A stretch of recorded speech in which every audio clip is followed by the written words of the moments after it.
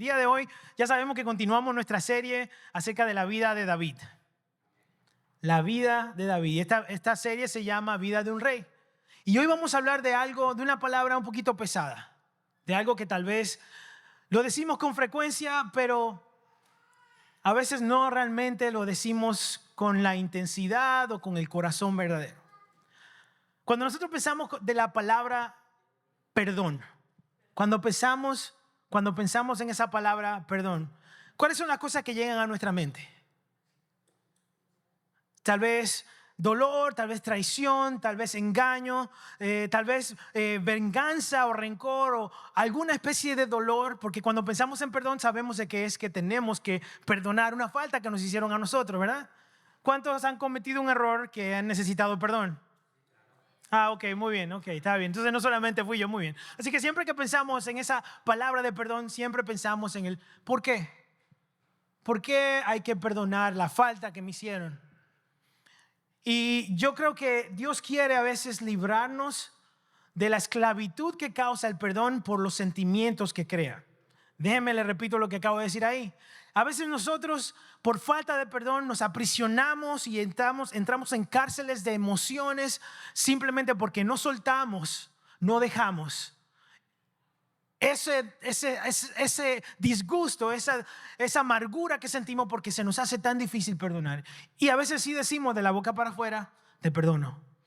Pero en el corazón todavía hay como falta, como algo. Usted no sé si le ha pasado. Mire, en la casa, yo creo que tal vez sea mucha información, pero en la casa, yo porque no he comprado un detergente, pero en la casa nosotros tenemos una nevera que tiene una mancha. Y yo he tratado de limpiar esa mancha con diferentes cosas, menos con lo que necesito. Porque lo que pasa es que no he ido a la tienda a comprar lo que necesito. Yo sé lo que necesito. Pero yo le echo agua, no se quita con el agua obviamente.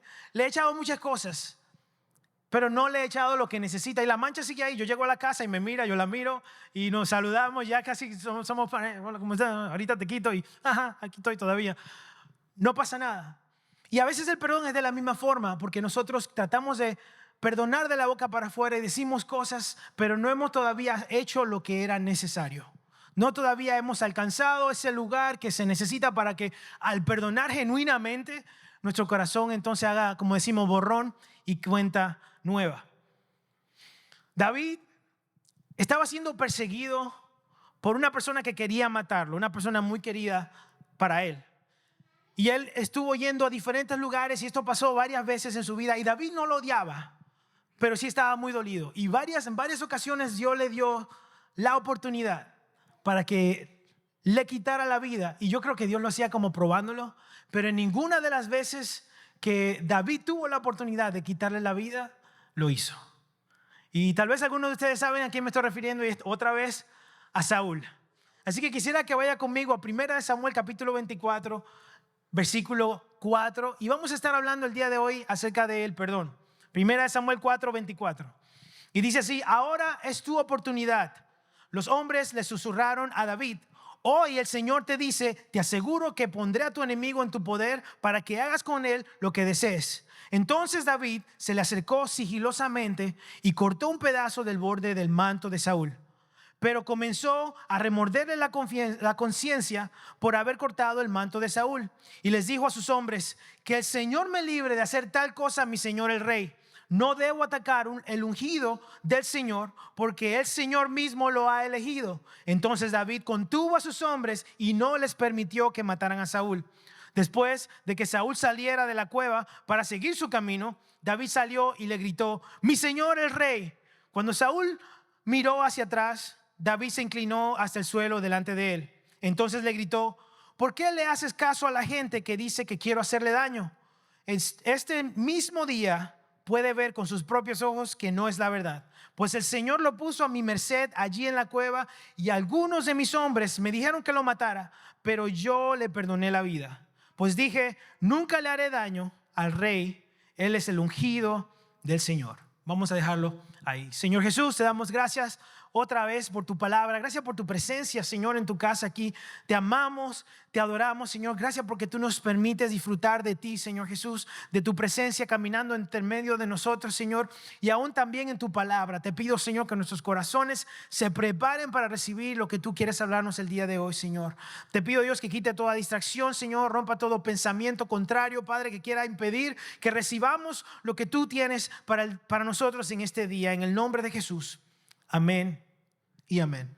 Y quisiera darle un poquito de contexto desde la última vez que hablamos hasta este punto. Después de matar a Goliat, David fue celebrado muy grande por su victoria. Cuando llegó al pueblo, la gente decía, Saúl mató a sus 1000, pero David mató a sus 10,000. Y la gente pues hacía mucha algarabía y mucha fiesta por lo que acababa de pasar. Después de la derrota de Goliat, David todavía continuó en el ejército. Incluso Saúl le pidió que se quedara en el ejército. Y esta parte de su vida es donde él se encuentra perseguido, porque ha pasado el tiempo ya, y durante ese tiempo Saúl ha comenzado a sentirse celoso.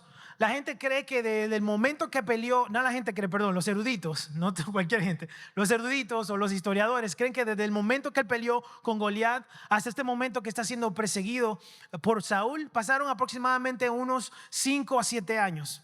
Así que ya él tenía tiempecito en el ejército y la gente lo conocía. Y eso mismo había causado la incomodidad de Saúl porque él había comenzado a crear fama. Pero no era fama mala, al contrario, era una muy buena fama, era un líder muy confiable. Muchos ya sabían que él había sido elegido por el Señor para ser el siguiente rey de Israel. Así que a Saúl no lo seguían las personas como estaban siguiéndolo a David. La gente quería, incluso David tenía un grupo de soldados que peleaban con él y para él, que le llamaban los valientes de David. En unas cuantas semanas vamos a hablar acerca de ellos. Pero lo que quiero que veamos es de que por esta razón de que David estaba empezando a tener esta fama y estaba empezando a llevarse tan bien con el pueblo y la gente sabía de que él era el siguiente rey, entonces Saúl vez tras vez se sentía celoso, se sentía incómodo, porque Saúl no quería soltar el reino. Saúl ya sabía que había sido desechado y él no quería soltar todavía lo que ya había sido ungido David para hacer. Así que lo perseguía con el plan de matarlo y quitarle la vida, aún sabiendo de que Dios lo había ungido. Y entonces en esta ocasión va saliendo Saúl a perseguir a David en el desierto de Engadi y entra a una cueva. En Engadi, si ustedes por ejemplo buscaran en Engadi, hay muchas cuevas y hay arroyos en el área. Pero él entra a una de esas cuevas y él no sabía de que David y sus hombres estaban más al fondo de la cueva. Para no entrar en detalles, dice la Biblia que Saúl entró ahí para cubrirse los pies. En otras palabras, para hacer sus necesidades, dicen otras versiones. Ahí lo voy a dejar porque no quiero entrar en detalle de qué pasa, ¿verdad? Entonces, en el momento que estaba David dentro de la cueva y entra Saúl, los hombres se dan cuenta que Saúl entró y le dicen lo que acabamos de leer: hey, Dios te acaba de entregar a tu enemigo en tus manos. Ahora tú puedes ir y matarlo. Entonces yo creo que a David le dio un poquito como de tentación de, ok, este es el momento. Pero al mismo tiempo él sabía dónde estaba su corazón y quién era Saúl. Así que él fue poco a poco hasta donde estaba Saúl y en vez de matarlo le corta un pedazo de su manto, de su vestidura de rey. Y bueno, me imagino que Saúl terminó, se paró y se fue caminando. Pero una de las cosas que me pasó, que me pareció muy interesante es de que David le dijo a sus hombres: Dios me libre de ponerle la mano al ungido de Dios. O sea, aún sabiendo de que David estaba siendo perseguido por Saúl para quitarle la vida, para matarlo, no era para decirle: hey, hola, ¿cómo está? Ni nada de eso. La razón que Saúl lo estaba persiguiendo era para matarlo. Saúl odiaba a David. La única forma de uno querer el deseo de la muerte de otra persona es obviamente porque ya lo odia, no lo ama. Y Saúl estaba encontrándose en esa situación, pero David, en vez de tomar el camino más fácil, él decidió hacer lo más difícil, pero a la vez lo más conveniente y lo que a Dios le iba a agradar, y era perdonar a Saúl. Y vamos a ver esto en la vida de David, que eso sucede varias veces. No fue la primera vez, ni fue la última vez que David había tenido que perdonar a Saúl porque quería quitarle la vida. Y yo creo que hablando ahora del perdón, creo que hay dos dificultades acerca del perdón que yo quiero mencionar y durante el mensaje creo que vamos a estar viendo. Y una de esas dos dificultades es que perdonar es aceptar que todos fallamos. Perdonar es aceptar que todos fallamos. Sabe que a veces nuestra falta de perdón es producto de no darnos cuenta de que también somos seres fallidos, personas que fallamos.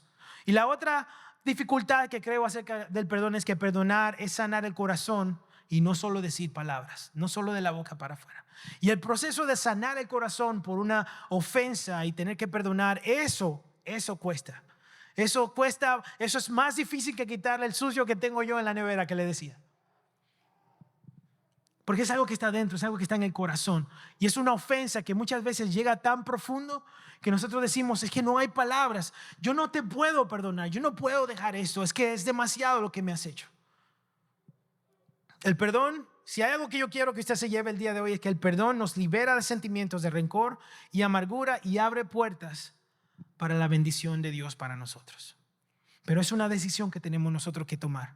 Entonces, ¿qué te está atando a ti el día de hoy? ¿Lo que te hicieron o la decisión de no perdonar? Porque yo estoy seguro que en algún momento quien de nosotros nos han hecho una ofensa, no han hecho algo que nos ha dolido a nosotros. Y a veces no es tanto lo que nos hicieron que nos ata, sino el sentimiento, la amargura, la incomodidad que no podemos soltarlo. No sabemos cómo dejar eso. Y el día de hoy yo quiero que hagamos 3 aspectos acerca del perdón que creo que nos van a llevar a nosotros a vivir libres del rencor. Diga, libres del rencor. El día de hoy, la primera es, el perdón reconoce que la justicia le pertenece a Dios, no a nosotros. La justicia le pertenece a Dios, no a nosotros. Esta semana, el jueves, aprendí una frase nueva. Estaba teniendo una conversación muy interesante con Alain y él dijo, el mono no se ve su rabo. Algunos no se dieron cuenta, no saben qué es. El mono no se ve su rabo. O sea, los ojos nada más ven para afuera. Otro dicho así solamente. No lo entendieron. Bueno, a mí me llamó mucho la atención porque hay mucha verdad en que el mono solo ve su rabo. O sea, la gente no ve los defectos de uno, solamente los del otro. Ahora sí, caímos. Y hay mucha verdad detrás de eso porque nosotros, el problema de nosotros perdonar muchas veces es porque vemos solamente las faltas de los demás y no nos vemos el rabo a nosotros, que tal vez es demasiado largo. Y creo que esta verdad es tan importante porque una de las mayores faltas de perdón es fijarse en las imperfecciones de los demás. Entonces nos sentimos tentados a decretar juicio de una vez, a decir, no, es que tú hiciste esto y lo otro. Y tal vez tú tienes razón, tal vez esa persona falló, pero nosotros cometemos un error y es que fácilmente nos sentimos tentados a la venganza. Y no es el nombre de una telenovela. Bueno, tal vez fue alguna vez, pero nos sentimos tentados a la venganza. Queremos vengarnos. Queremos que esa persona pague por lo que hizo, porque me dolió, me hirió, y no puede ser que se quede así. Tiene algo que pasar, tiene que haber justicia. Entonces nos tomamos nosotros en las manos el querer ser los justicieros cuando nosotros mismos ni siquiera somos justos. Por eso le decía que parte de esto del perdón es que nosotros tenemos que entender y reconocer que la justicia le pertenece solamente a Dios. Nosotros, si de verdad queremos servirle a Dios, si de verdad queremos ser hijos de Dios, entonces debemos querer ser como Jesús.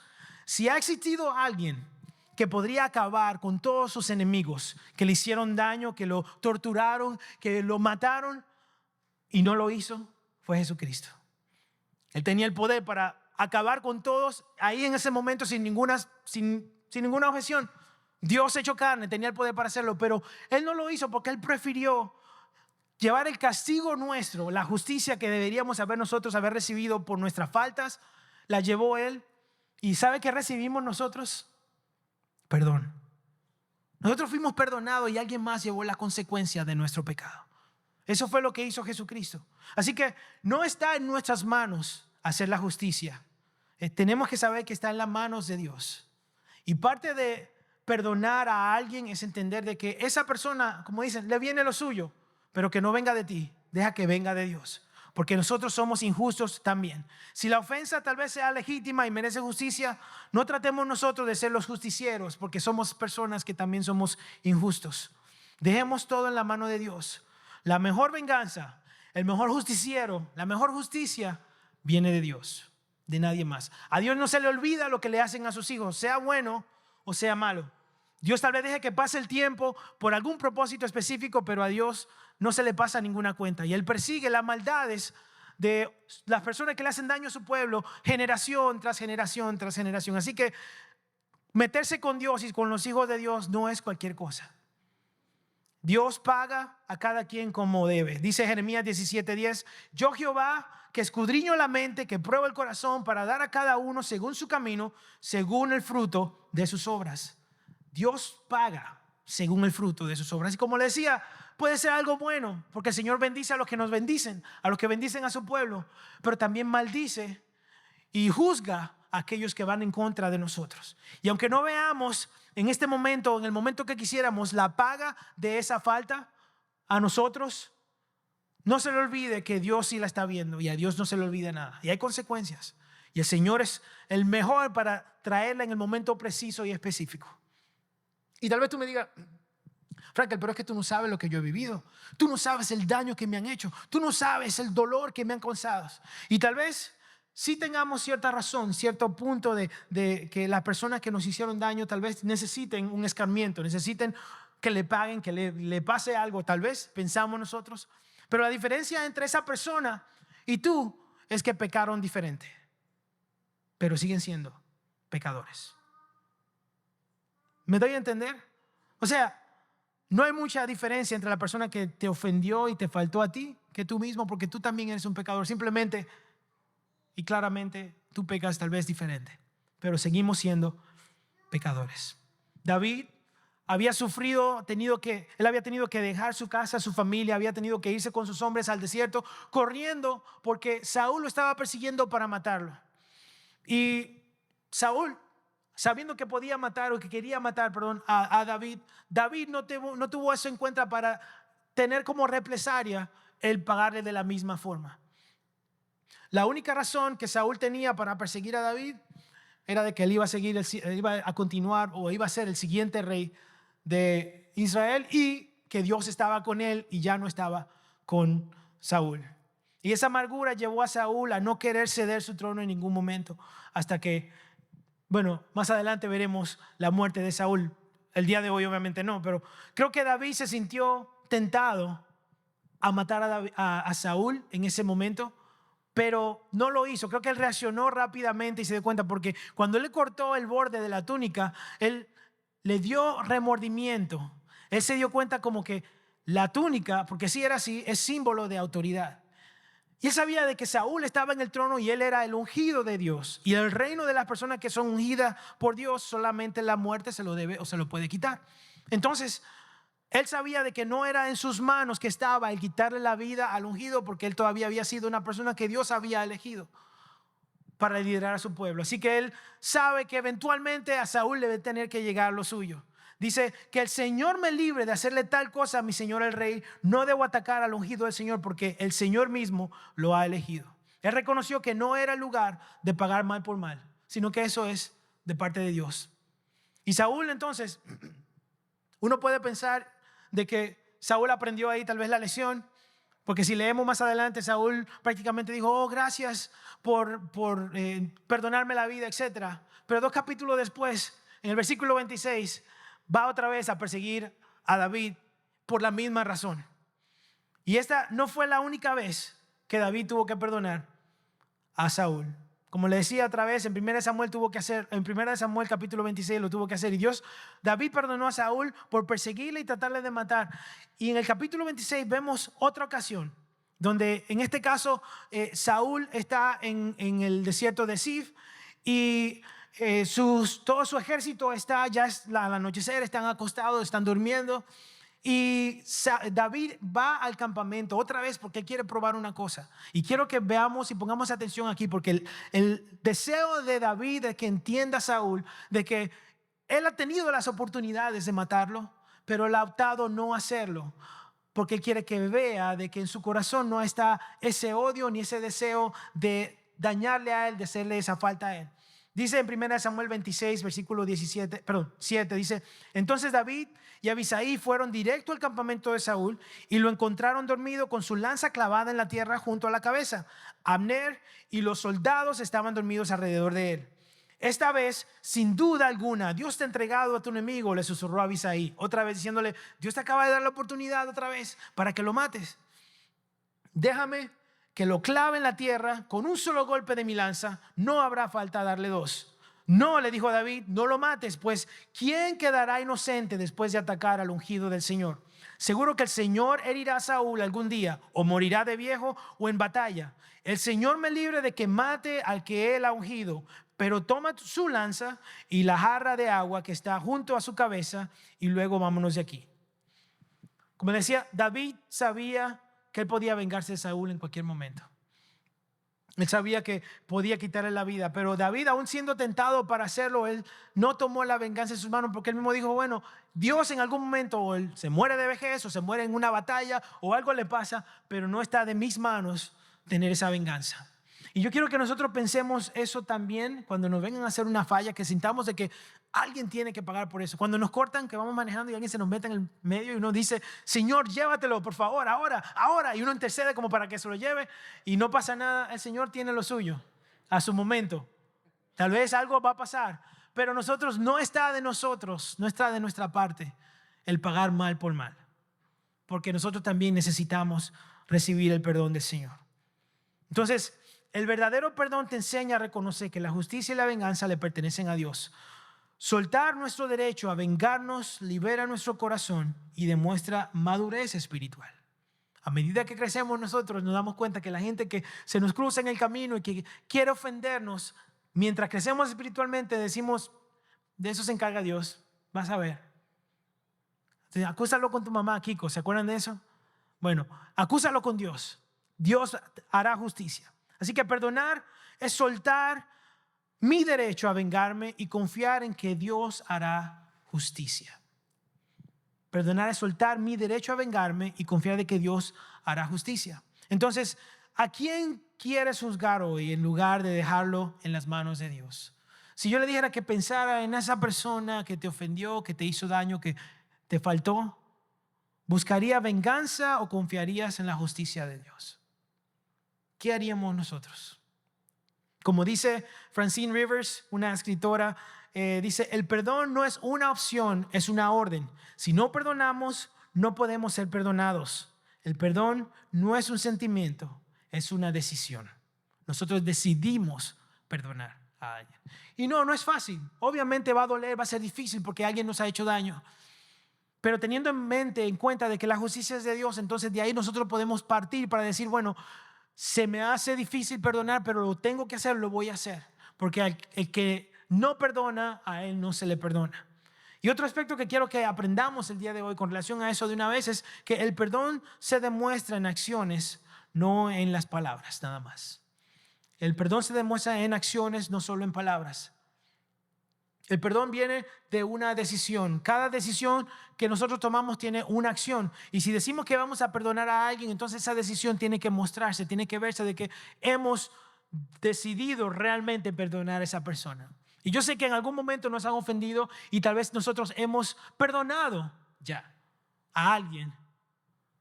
Pero tal vez nos hemos encontrado con que sí hemos perdonado de la boca para afuera, pero todavía nuestras acciones no muestran como que hemos perdonado a esa persona. En el capítulo 24, David le corta el manto y luego lo muestra públicamente a Saúl y a todos los que estaban ahí. Yo quiero que vean lo que pasa, porque yo no sé si al leerlo rápido nosotros nos perdemos de esos detallitos.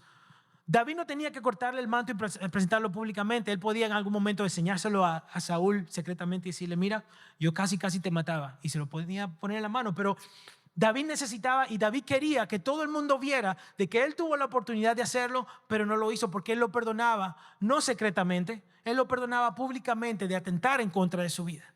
Y nosotros somos llamados de esa misma forma, de que nuestro perdón sea sincero y vaya con acción. Entonces, ¿qué acciones son las que yo estoy hablando? Entonces, ¿cómo perdonamos verdaderamente a la gente, a los demás? Y yo creo que el perdón, para un perdón verdadero es necesario el Espíritu Santo. No lo podemos hacer sin el poder del Espíritu Santo. Es imposible perdonar a una persona sinceramente si nosotros no tenemos el poder del Espíritu Santo, porque necesitamos que nuestra carne sea rota y que sea la vida espiritual que madure y crezca y podamos nosotros caminar hacia adelante. El perdonar verdaderamente tiene que dejarse sanar. Al perdonar verdaderamente es dejarse sanar por el Espíritu Santo. Eso le da lugar a que el perdón sea sincero. Entonces, cuando ofendemos o fallamos, queremos que el perdón para nosotros sea verdadero, sea sincero, porque todos hemos fallado en algún momento.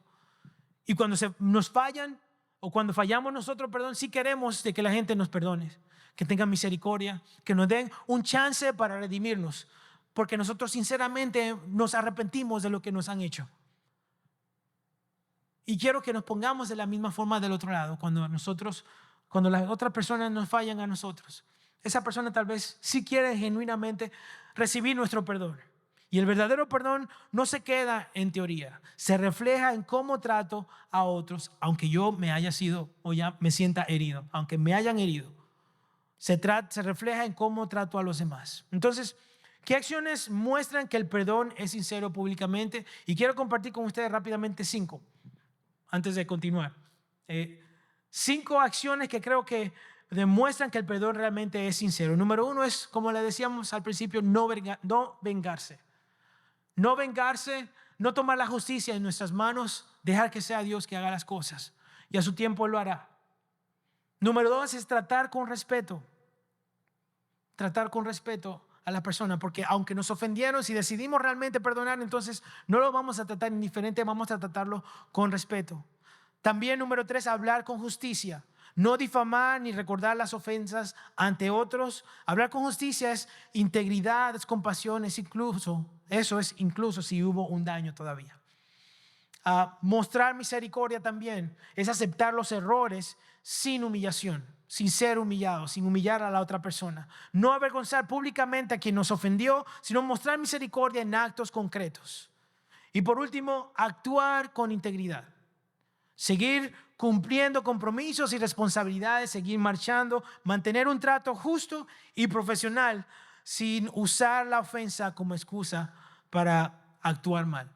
Porque automáticamente nosotros nos sentimos tentados a actuar mal. Y creo que ahí se refleja mucho dónde estamos viviendo, si estamos viviendo en la carne o si estamos viviendo en el espíritu. ¿Qué es lo primero que llega a nuestra mente, a nuestros deseos cuando nos ofenden, cuando nos hacen algo mal? Lo que sea que suceda en ese momento, creo que te va a demostrar a ti en dónde tú estás. Si estás en la carne todavía o si estás viviendo y queriendo vivir en el Espíritu. Si tú retienes tu lengua, si tú caminas con templanza ante esa situación o esa humillación que tal vez te hayan querido dar. Entonces, no es que vamos a usar excusas de que todos somos imperfectos y por eso vamos a fallar y está bien que ofendamos. Porque una persona que realmente pide perdón cuando reconoce de que ha fallado, sabe que no debería repetir otra vez. Así que no es que va a decir, es que yo soy imperfecto y vuelvo a unir otra vez. Si tú realmente estás pidiendo perdón, entonces tus acciones deben demostrar también que tú estás sinceramente pidiendo perdón. Si verdaderamente entendemos que todos podemos fallar, y también que todos hemos recibido la gracia y el perdón, entonces, y esa gracia y perdón que no merecemos, entonces seremos más abiertos y más accesibles para perdonar. Le preguntaba, ¿a cuánto han ofendido aquí? ¿Verdad? A todos. Todos hemos tenido tal vez que perdonar. ¿Hasta qué extenso? ¿Hasta qué tan lejos hemos llegado para perdonar? ¿Se muestra que hemos perdonado? ¿Qué debemos dar para demostrar que nuestro perdón realmente ha sido genuino? ¿Qué debemos hacer? Entonces, cuando perdonemos públicamente, tomemos la decisión de no ser indiferente con la persona que nos ha ofendido. Eso es parte de crecer nuestra madurez, nuestra integridad, nuestra vida espiritual. El decir, sabes que yo sé que me ofendiste, pero yo no voy a tratarte indiferente. Si te voy a perdonar de verdad, entonces mi trato no debería ser diferente, no debería ser apático, no debería ser rechasivo, no sé si esa palabra existe, pero rechazante tal vez. Así que cuando perdonamos, sepamos que somos libres de los sentimientos de amargura que son causados por las ofensas. Cuando una persona ofende a alguien y esa persona retiene esa ofensa y esa amargura, es como que automáticamente es encadenado y esclavizado a una prisión de sentimientos de rencor que es muy difícil que esa persona salga, a menos que sea por el poder y la misericordia del Señor y que sea un perdón genuino que le dé a esa persona. Cuando realmente consigues el detergente para borrar la mancha, cuando consigues exactamente lo que necesita para poder quitar ese rencor, que es la presencia de Dios, el Espíritu Santo. Entonces, el perdón libera el corazón y le decía que abre la puerta a la bendición de Dios. Eso hace el perdón. En ambas ocasiones, David pudo cargar rencor y amargura, pero él eligió soltarlo. La amargura en el corazón, no solo sentimientos, una amargura que vaya bien profundo en el corazón. Y muchas veces se convierten en esas ataduras que le mencionaba, que son como prisiones que no nos dejan salir. Entonces, cuando decidimos perdonar a quienes nos ofenden, eso debilita esas ataduras, esas como esposas que nos ponen en las manos. No son esposas, obviamente. Las esposas que le ponen en las manos. Tiene que haber otro nombre para eso. Yo espero que sí, si no, aquí me matan allá abajo. Pero esas ataduras son debilitadas por esa decisión que tomamos nosotros de perdonar y abrir el corazón y romper esas ataduras para dejar entonces que el Señor sea que trate con nuestras vidas. En una de las cartas, o la carta más pequeña que escribió Pablo, fue la carta a Filemón. No sé si ustedes han leído la carta o el libro de Filemón, pero la carta de Filemón fue una carta pequeña que Pablo escribió porque había una persona llamada Onésimo. Onésimo era un sirviente de Filemón que al parecer había robado, había hecho algo a Filemón. Entonces él huyó, porque él era siervo de Filemón, él huyó a Roma. Y en ese tiempo Filemón estaba en Colosia, si no me equivoco. Entonces, cuando pasa esto en Roma, está en la cárcel Pablo y conoce a Onésimo. Y le predica el evangelio a Onésimo y Onésimo recibe el evangelio y es perdonado y es salvo y se convierte entonces en cristiano. Sucede que Filemón iba a la iglesia, tenía una iglesia en su casa que había sido instituida por el evangelio que estaba predicando Pablo. Así que Pablo conocía a Filemón, obviamente le escribió la carta. Y le manda esta carta, si leen el libro, le dice: mira, te quiero enviar nuevamente a Onésimo, pero no quiero que lo veas como una persona que te ha hecho una falta, un daño, un siervo más. Quiero que lo veas ahora como una persona que debes amar, como un siervo, como un hermano en Cristo. Yo solamente puedo imaginarme de que Filemón, cuando se sintió engañado y traicionado y esta persona se fue, lo que quería era justicia. No nos da todos los detalles de todo lo que pasó aquí, pero pensando humanamente, lo que uno quiere es que a esa persona entonces sea encarcelada, algo pase, que pague por la falta que hizo. Y sucede entonces que viene el Señor y lo rescata. Y lo que Pablo le pide a Filemón es que, hey, perdónalo. Y no solamente perdónalo, recíbelo. Recíbelo como un hermano en Cristo. Si a nosotros nos fallaran de una forma tan dolorosa y tan quebrantable, una persona que tal vez no conoce del Señor y de repente conoce al Señor y nosotros ahora tenemos que también perdonarlo porque sabemos que debemos perdonarlo. Creo que es muy fácil hablarlo y decirlo como un ejemplo, pero hasta que lo vivamos, entonces es que nosotros vamos realmente a entender de que, ay, qué duro, Señor, qué difícil, yo no quiero. Y la reacción automática tal vez sea no querer. Pero necesitamos a alguien como Pablo que nos diga: ahora no lo vea como un siervo más, quiero que lo vea como un hermano tuyo, como hermano en Cristo. Y entonces ese llamado, ese clamor a perdón le pide una acción también, que le dice: no solamente ámalo como hermano, recíbelo. O sea, que él vuelva otra vez a tu casa, recíbelo. Y para recibir a una persona así hay que perdonarlo genuinamente. El perdón no se queda en palabras, sino que se demuestra en cómo recibimos a la persona que nos ofendió. Ahí es que probamos realmente si nosotros, o dónde está nuestra fe. Si nosotros vamos a ser como Jesús. Decimos: ¿cuántos quieren ser como Jesús? Y decimos: amén, todo el mundo quiere ser como Jesús. Pues sabe que Jesús tuvo que perdonar a mucha gente que lo ofendía una y otra vez. Incluso le dijo a sus discípulos 70 veces 7. Y eso es muchas veces. Una falta, una y otra vez. Y la gente bromea de que si tú eres casado se gastan muy rápido en los primeros 2 meses, los 70 veces 7 se acaban de una vez. Pero la realidad es de que nosotros somos llamados a ser como Jesús. ¿Y sabe qué? Jesús todavía tiene que perdonar pecados. Todavía tiene que perdonar ofensas. Y no cualquier ofensas, tus ofensas y mis ofensas. Entonces, ¿quién somos nosotros para no brindar ese perdón también a los demás? El perdón, si usted se da cuenta y abraza el perdón y se permite perdonar a los demás, se da cuenta que su corazón se va a ver más y más conforme al corazón de Dios, a lo que Dios quiere. Porque ¿sabe qué Dios hace? Dios perdona. Y si tú quieres ser como Jesús, tienes que perdonar. Entonces, el David perdonar a Saúl preservó su corazón sensible a Dios y lo preparó también para el trono. Y yo creo que era una de las razones por la que Dios permitía que él se encontrara con Saúl una y otra vez y le diera esas oportunidades para ver de qué estaba hecho David. No Dios. Dios sabía de qué estaba hecho David, pero David tenía que tomar la decisión de si metía la pata ahí al matar a Saúl o no. Y lo vamos a ver un momentito más adelante, ahora que vamos a empezar a bajar el avión. En 1 Samuel capítulo 24, en el versículo 12 dice que el Señor juzgue entre nosotros. Tal vez el Señor lo castigue por lo que intenta hacer, pero yo nunca le haré daño. Como dice el antiguo proverbio, de la gente malvada provienen las malas acciones. Así que puede estar seguro de que nunca le haré daño. De todas formas, ¿a quién trata de atrapar el rey de Israel? ¿Debería pasar tiempo persiguiendo a alguien que no vale más que un perro muerto o una sola pulga? Por lo tanto, que el Señor juzgue quién de nosotros tiene la razón y que castigue al culpable. Él es mi defensor y me rescata de su poder. En el versículo 16 dice, cuando David terminó de hablar, Saúl le respondió, y miren lo que dice Saúl: ¿realmente eres tú, David, hijo mío? Enseguida comenzó a llorar y le dijo a David, eres mejor persona que yo porque has devuelto bien por mal. Es cierto, has sido increíblemente bondadoso conmigo porque cuando el Señor me puso en un lugar donde pudiste haberme matado, no lo hiciste. ¿Quién otro dejaría a ir a su enemigo cuando lo tiene en su poder? Que el Señor te recompense bien por la bondad que hoy me has mostrado. Y mira lo que dice aquí el 20. Ahora me doy cuenta de que ciertamente tú serás el rey y de que el reino de Israel prosperará bajo tu gobierno.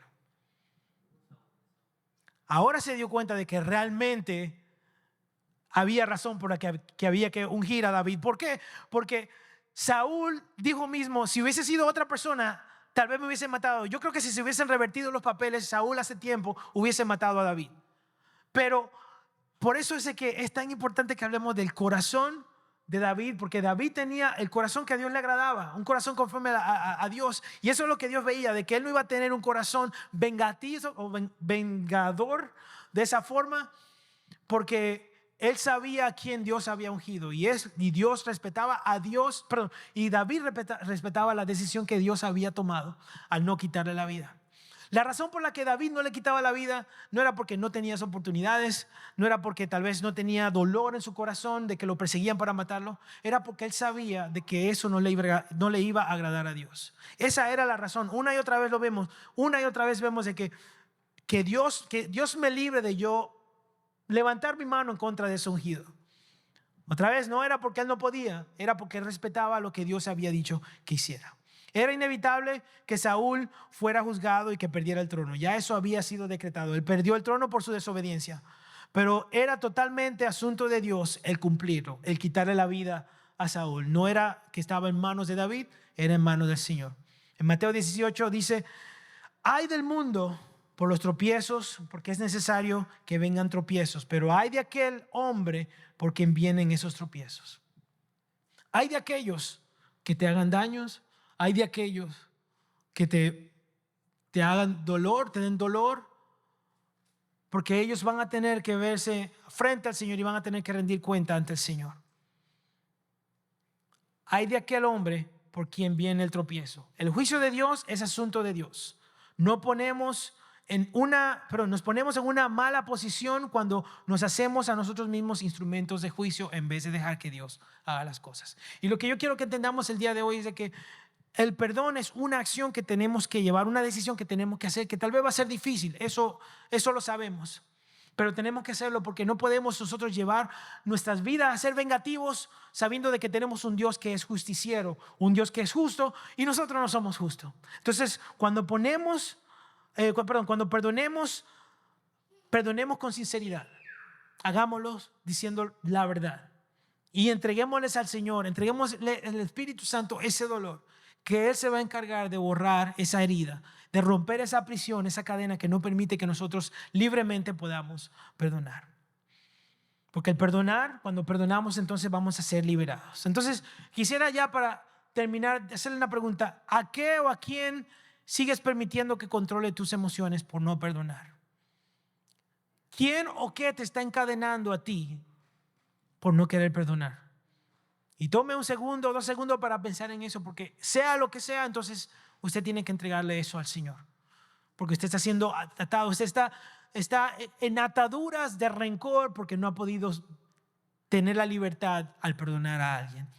Y yo no tengo que saber todo lo que le han hecho necesariamente, pero yo sé, lo que sí sé que es hay un Dios que perdona y que tal vez lo que nosotros hemos hecho es peor de lo que lo que el Señor tiene que perdonar muchas veces es peor de lo que nos han hecho a nosotros. Así que hoy yo quiero pedirle a usted que decida perdonar siendo consciente de que muchos de nosotros, o que hay muchos de a nosotros que se nos ha sido perdonado. ¿A cuánto han recibido el perdón del Señor? ¿Cuántos han sido perfectos toda su vida? Ni una falta, ni una mancha, ni una arruga, ¿verdad que no? Todos hemos cometido errores. Todos hemos pecado. Pero también todos hemos recibido perdón por nuestras faltas. Entonces, tomemos la decisión de perdonar. Y yo sé, no le estoy diciendo que va a ser fácil, pero va a ser más difícil si usted no deja que el Espíritu Santo sea que obre en usted. Él es que se encarga de sanar esa herida. Amén.